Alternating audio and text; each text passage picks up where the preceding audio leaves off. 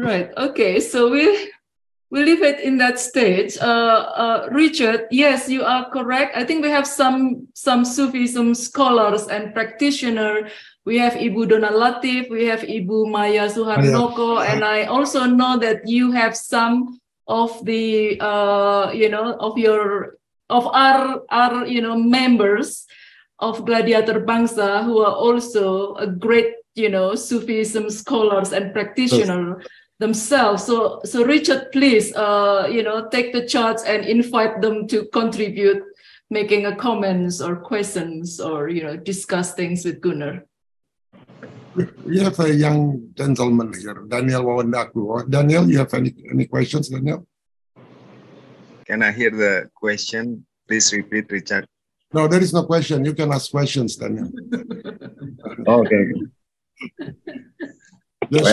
Just show us your face. Okay. First of all, I would like to share my spiritual journey, and maybe Mr. Gunnar or Richard or Mr. Kun can respond to it.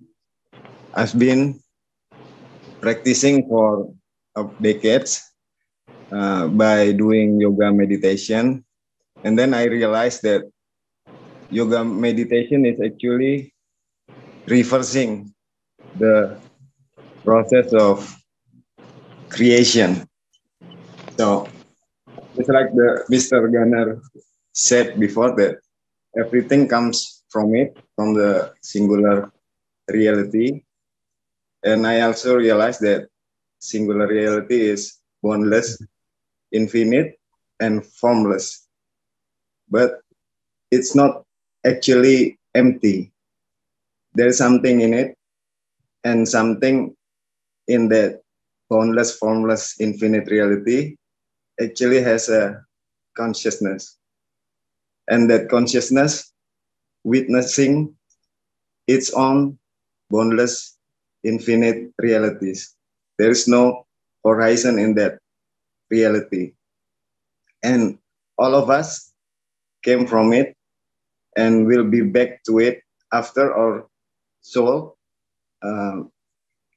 being cleansed by the process of this life, this journey of this material life.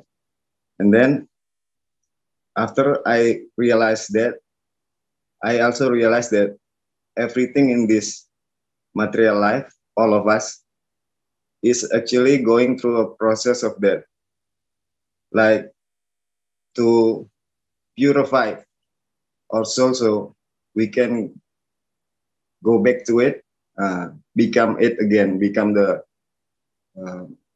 true reality. What do you think about that, Mr. Gunnar? Thank you. Very good questions. Thank you. That's very beautiful. I think there's only one thing.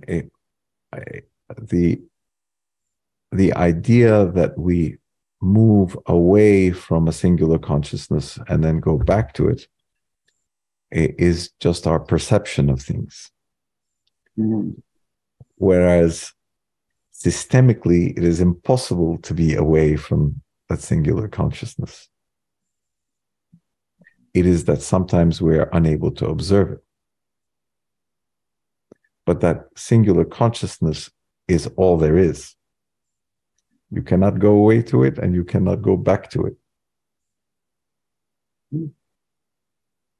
So this is the complex part of that singularity, of that oneness. Because from time to time, we don't feel part of that oneness.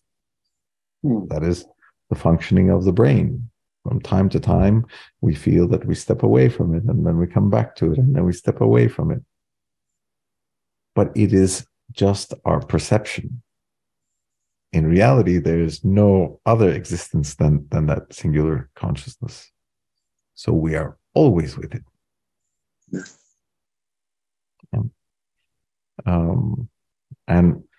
And our life is a passage. We all live through through difficulties, through challenges, through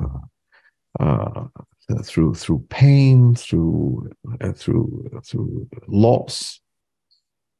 And all of this is actually shaping our perception and how we view and experience events.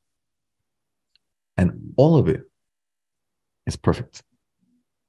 All the pain, all the sorrow, all the cracks, all the bombs, they are all the perfection of existence, because it is what brings us to now. Everything brings us to our state right this second.